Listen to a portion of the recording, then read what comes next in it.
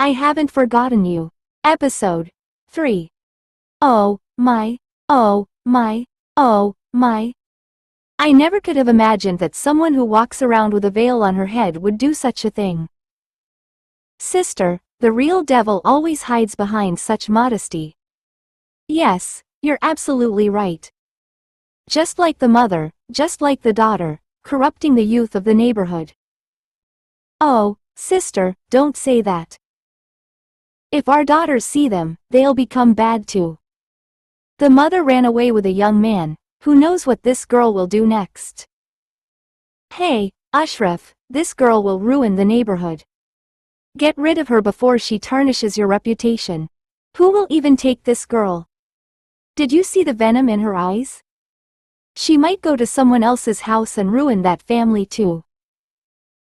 Listening to the neighborhood aunties, I silently shed tears while my father argued with them. As they were leaving, they all said, "The truth stings, doesn't it? When your daughter runs away just like your wife, you'll understand." My father kept shouting back at them, but I remained silent. They weren't lying. They were right. How many people can my father silence? Everyone will talk. Besides, the issue has spread throughout the entire neighborhood. Anyone who saw me pointed fingers and whispered various things. This is how our society is. When they see a small flaw in someone, they never hesitate to talk about it. Maybe if it were another girl in my place, I might have said the same things. I can't deny that. I understand everything, but still, I can't accept it. It feels terrible when I hear such things. I swear to God, the pain is so immense that I can't even describe it. My heart feels like it's going to burst from the agony, and it seems like only death could bring peace from this turmoil.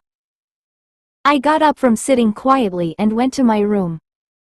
Closing the door, I went to the bed, buried my face in the pillow, and started crying loudly.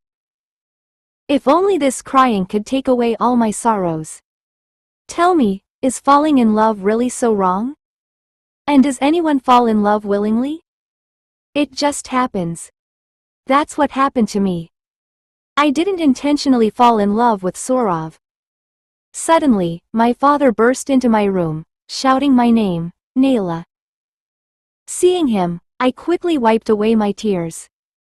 He ran over, threw the pillow from my face, and held me tightly, panting, "Oh, my child, why are you doing this? Who do I have but you?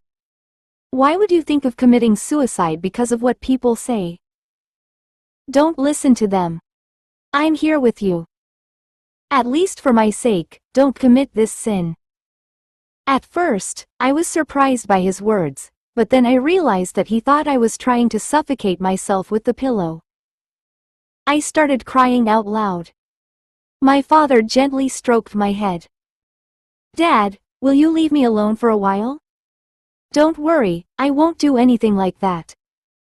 My father wanted to say something but didn't. He nodded and left the room. As soon as he left, I lifted the bed. I stared at the things hidden underneath with a fixed gaze. These were some priceless gifts from Sourav, nothing too expensive. There was a packet of snacks and a packet of chocolates that Sourav had given me. I had enjoyed them so much. I didn't feel like throwing the packets away, so I kept them. Seeing them again made me feel the pain all over again, and I started crying again. The beginning of a relationship is as joyful as its end is painful. I had returned from my aunt's house just 2 days later. Only I know what I went through during those 2 days. My father received a call from his office, and his job is crucial. How else would he provide money to my aunt? Otherwise, she would keep giving us grief. As soon as I arrived home, people from the neighborhood started coming over, not to check on me, but to lecture me. Everyone said whatever they wanted. I didn't respond to anyone. What could I say? Who would I say it to? Who would listen to me? Who would understand me? No one would. In this cruel world, there might be a shortage of supporters, but there will never be a shortage of critics. After giving myself some time and mentally preparing, I was heading toward my father's room when suddenly, someone grabbed a fistful of my hair and slapped me twice, hard. I placed my hand on my cheek and turned to see that it was my grandmother. I was shocked to see her since she never comes to our house. She stays at my uncle's place. I saw that my aunt was with her too. Seeing me stare at them like that, my grandmother roared, "You've brought shame to the entire neighborhood. Just like your mother, you've become a disgrace. How much more humiliation do we have to endure because of you? I won't even be able to get my granddaughter married now." Hearing my grandmother's shouting, my father came running. He saw her holding a fistful of my hair, and as he tried to free me, he said, "Mother, what are you doing? Let go of her, she's unwell." My father almost forcibly freed me from my grandmother's grasp. I buried my head in his chest, and seeing this, my grandmother fumed with anger. With the same old fervor, she began shouting, "You're keeping this girl so close to your heart, but do you even know what she's done? I can't even show my face in the neighborhood. I told you to send this girl to an orphanage and start a new life by remarrying, but you didn't listen. Instead, you ruined our relationship with your family. Now, look at what your daughter has done." What did my grandmother say? She wanted to send me to an orphanage. But aren't orphanages for those whose parents are dead or missing? Both of my parents are still alive. My father, stroking my head, replied to my grandmother, "Mother, why are you saying these things? I don't want to hear any of it. I don't care what the neighborhood says. My daughter is the most important to me." My grandmother, gesturing angrily with her hands, retorted, "Don't come to me with that talk. Your wife and daughter have brought disgrace upon the neighborhood, and people are taunting us because of them. This won't stand. You used to defend your wife too when people warned you about her, and look at what she did. Now you're doing the same with your daughter, just wait and see what she does next." My father was about to say something, but when he saw that I was crying, he fell silent. He gently stroked my head and told me to go to my room. I quietly went to my room, and behind me, my grandmother continued to hurl insults. I cried silently. In the living room, my grandmother was having a fierce argument with my father, who kept trying to reason with her. But she was unwilling to listen, continuing to insult both my mother and me. "Oh, Allah, wasn't my suffering enough that you had to give me even more pain?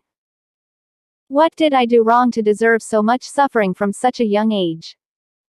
But how did the whole neighborhood find out about this? Only Sorav, Mumu, and I knew about our relationship, so how did everyone else learn about it? Does that mean Sorav told everyone? Could he really have done such a thing? He was the one I trusted most in my life, and this is how he repaid that trust." You were right, I let my emotions get the best of me. Otherwise, why couldn't I see through him? How could I have been so naive not to recognize his deceit? The entire day passed in such deep depression that my body felt completely drained. I was feeling incredibly restless inside. As soon as my weak body collapsed onto the bed, I saw Sorav standing by the window. Startled, I exclaimed, "Sorav, why are you here? How did you get here?" Sorav extended his hand through the window to touch me, but I immediately pulled away. Sorav looked shocked. Sorav, pretending to be anxious, started saying, "Nayla, are you okay? What have you done? Why did you do this because of me? I love you so much, don't you know that? We can get back together. I really love you." For a few seconds, I stared at Sorav in shock. His words didn't sit right with me. Watching him act, I suddenly burst into loud laughter. Sorav was taken aback by my laughter. I turned away from him, hardening my expression, and said, "Whatever reason you're pretending like this, don't worry, I won't do anything of the sort. You should leave right now, or I'll call my father." To be continued.